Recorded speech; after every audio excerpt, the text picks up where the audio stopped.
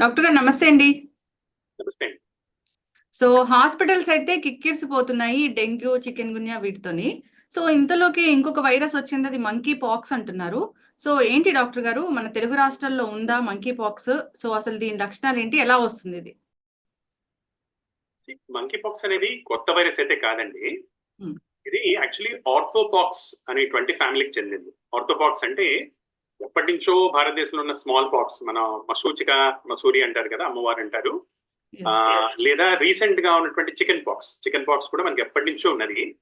Exactly అదే ఫ్యామిలీకి, అదే జీనస్ కి చెందినటువంటి వైరస్. కొన్ని కొన్ని చాలా సంవత్సరాల నుంచి అది ఆఫ్రికాకి మాత్రమే కన్ఫైన్ ఉంది. మెయిన్ గా ఏంటంటే మనకి సెంట్రల్ ఆఫ్రికా కానీ వెస్ట్ ఆఫ్రికాలో కానీ ఎక్కువగా ఉండేది ఈ జబ్బు. ఓన్లీ అక్కడే కన్ఫైన్ అయి ఉండేది. ఫస్ట్ టైం 2004లో ఒకసారి అమెరికాలో ఇన్ఫెక్షన్ వచ్చింది. 2022 నుంచి అది ఉన్న దేశాల నుంచి పక్క దేశాలకి స్ప్రెడ్ అవటం మొదలెట్టింది.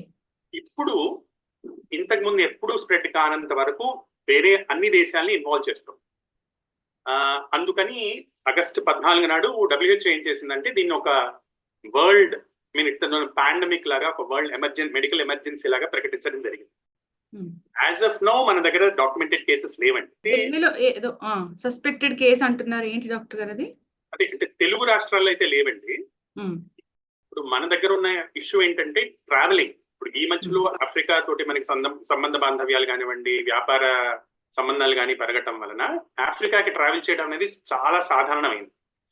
విత్ ఇన్ ఆఫ్రికా అంతా పెరిగింది కాబట్టి ఆఫ్రికా నుంచి వచ్చే వాళ్ళ వల్ల ఇక్కడికి వచ్చేటువంటి అవకాశాలు చాలా ఎక్కువగా ఉన్నాయి.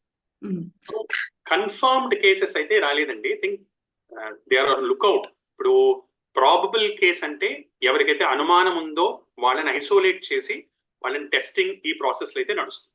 ఎయిర్పోర్ట్స్ కానివ్వండి, ఆ ప్రాసెస్ లో నడుస్తుంది. కానీ కన్ఫర్మ్ కేసెస్ అయితే మనకి లేవండి. డాక్టర్ గారు, అసలు ఈ వైరస్ అనేది ఎలా వ్యాపిస్తుంది ఒకరి నుంచి ఒకరికి? ఇది actually chicken pox, small pox లానే ఉంటుంది. సో వీటన్నిటిలో ఏముంటుందంటే వీటి మెయిన్ లక్షణాలు కూడా ఎలా ఉంటాయంటే జ్వరం వచ్చి, చలితోటి జ్వరం వచ్చి, చిన్న చిన్న దవడ బెళ్ళల్లాగా వచ్చి, అన్నిటికంటే క్యారెక్టర్స్ ఫీచర్ అంటే పాక్స్ అంటేనే చర్మం మీద వచ్చే చిన్న చిన్న నీటి బుడగలు అని అర్థం. సో చర్మం మీద నీటి బుడగలు లాంటి చుక్కలు వస్తాయి. ఎగ్జాక్ట్లీ మన చికెన్ పాక్స్ లో ఎలాంటి బుడగలు వస్తాయో అలాంటి బుడగలే వస్తాయి. అయితే దానికి దీనికి తేడా ఏంటంటే దీంట్లో కొంచెం చీముతో కూడినటువంటి బుడగల్లా కనిపించేటువంటి బుడగలు వస్తాయి. సూడోపస్ట్యూల్స్ అంటారు వాటిని. సో అలాంటి బుడగలతోటి ఇవన్నీ అంటే శరీరంలో ఒకే ఒక ప్రాంతంలో కానీ శరీరం అంతటా కానీ ఇవి వ్యాపించవచ్చు. దీంట్లో 1-2 రకాలు ఉంటాయి, క్లేట్ 1, క్లేట్ 2 అని. కొన్ని ఎక్కువ వ్యాపిస్తాయి, కొన్ని తక్కువ వ్యాపిస్తాయి. ఇది ఒకరి నుంచి ఒకరికి మెయిన్ గా వచ్చే విధానాలు ఏంటంటే దగ్గరగా కూర్చొని మాట్లాడడం. ఇన్ఫెక్షన్ వచ్చిన వాళ్ళ శ్వాస ద్వారా ఇది పక్కన వాళ్ళకి స్ప్రెడ్ అవుతుంది. అయితే మనకి కోవిడ్ ఉన్నంత డేంజరస్ కాదు. చాలా సేపు, కనీసం 3 గంటల పాటు ఒకే రూమ్ లో, గాలి లేని రూమ్ లో 6 అడుగుల డిస్టెన్స్ లో కూర్చొని ఒకరితో ఒకరు మాట్లాడితే ఇది ఒకరికి రావచ్చు. లేదా అన్నిటికంటే ఎక్కువ పాసిబిలిటీ ఏంటంటే చర్మం మీద ఎప్పుడైతే నీటి బుడగల లాంటి పాక్స్ ఇవి వస్తాయో దాని నుంచి వచ్చేటువంటి ద్రవం టచ్ అవ్వటం వలన, డైరెక్ట్ గా కానీ ఇండైరెక్ట్ గా కానీ, ఫర్ ఎగ్జాంపుల్ లైంగిక సంపర్కం వల్ల కానివ్వండి, వీళ్ళు వేసుకున్న బట్టలు వాళ్ళు వాడటం వల్ల కానివ్వండి, వాళ్ళు వాడిన మొబైల్ పక్క వాళ్ళు వాడటం వల్ల కానివ్వండి, వాళ్ళు యూజ్ చేసిన కామన్ థింగ్స్ అంటే వీళ్ళు ముట్టుకున్నటువంటి ఆబ్జెక్ట్స్ ని వాళ్ళు టచ్ చేయడం వల్ల కానివ్వండి, అలా కాంటాక్ట్ ద్వారా ఒకటి, తర్వాత లార్జ్ డ్రాప్లెట్ ఇన్ఫెక్షన్ ద్వారా ఒకటి, లార్జ్ రెస్పిరేటరీ డ్రాప్లెట్ ద్వారా 2 రకాలుగా స్ప్రెడ్ అవుతుంది. ఈ మధ్యలో ఫోకస్ లోకి వచ్చింది ఏంటంటే సెక్షువల్ ట్రాన్స్మిషన్, ఎక్కడంటే లైంగిక సంపర్కం. ఇది కాకుండా జంతువుల నుంచి కూడా ఇది రావచ్చు. దీనికి యాక్చువల్లీ మంకీ పాక్స్ అనే పేరుని WHO తీసేసిందండి. ఎందుకంటే కోతుల నుంచి మనకు వస్తుంది, ఏమైనా భ్రాంతి కలిగిస్తుంది అని ఆ పేరు తీసేసింది. యాక్చువల్లీ ఉండేది ఎలకలు అలాంటి వాటిల్లో ఉంటుంది. మనకి ఎలా వస్తుందో కోతులు కూడా అలానే వాటి నుంచి వస్తుంది. సో దీని ప్రెసెంట్ పేరు ఎంపాక్స్.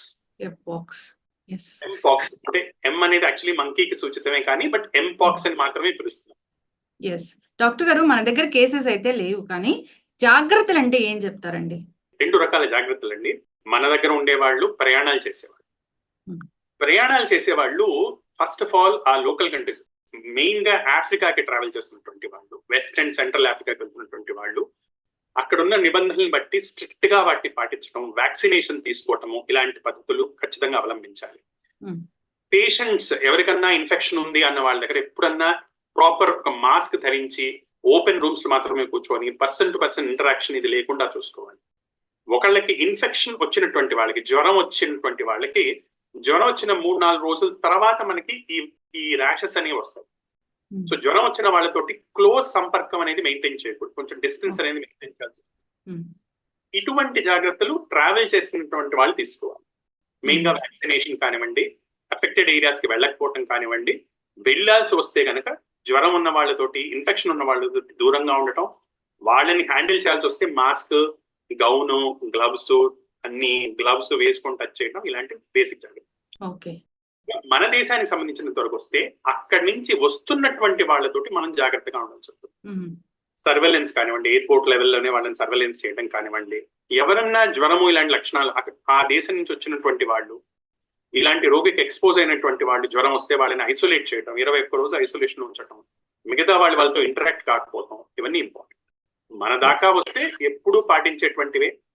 దగ్గినప్పుడు, తుమ్మినప్పుడు పెద్ద తుండుగుడ్డ మడిచి పెట్టుకుని దాంట్లోనే తుమ్మటం, ఓపెన్ గా దగ్గకపోవటం, జ్వరం వచ్చినటువంటి వాళ్ళు పబ్లిక్ ట్రాన్స్పోర్ట్లు ఇలాంటివి వాడకపోవటం, ఆఫీసులు, రద్దీగా ఉండేటువంటి ప్రదేశాలు, పెళ్లిళ్ళు, పండగలు, వీటిల్లో వాళ్ళు పాల్గొనకపోవడం.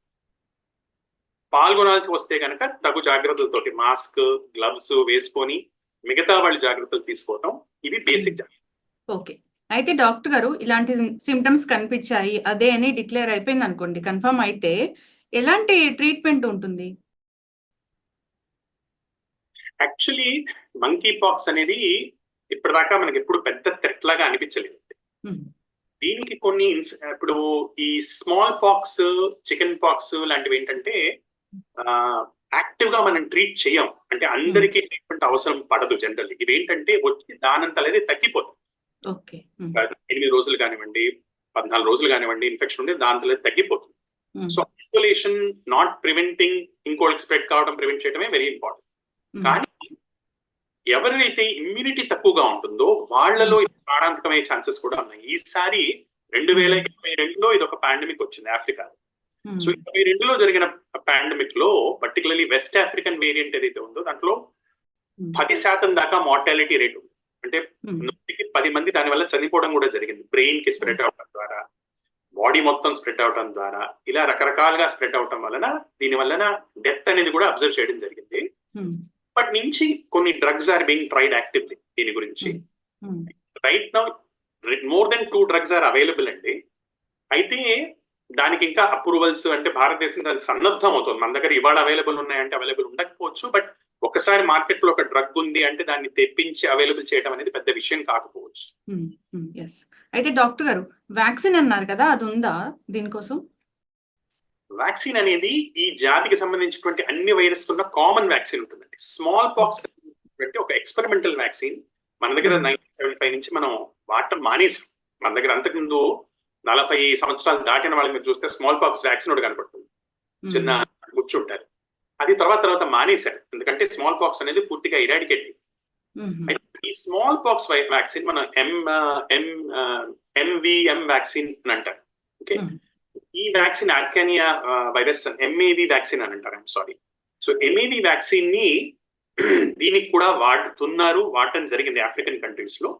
అది ఎఫెక్టివ్నెస్ గా కూడా ఉంది. సో ఇప్పుడు ఆఫ్రికాలో, అమెరికాలో వాళ్ళు ఏం చేస్తున్నారంటే ఎవరికైతే ఇమ్యూనిటీ తక్కువగా ఉందని అనుమానం ఉందో వాళ్ళు కనుక ఈ జబ్బుకు ఎక్స్పోజ్ అయినప్పుడు వెంటనే ఈ వ్యాక్సిన్ ఇవ్వటం వాళ్ళకి జరుగుతుంది యాజ్ ఎ ప్రివెంటివ్ మెషర్.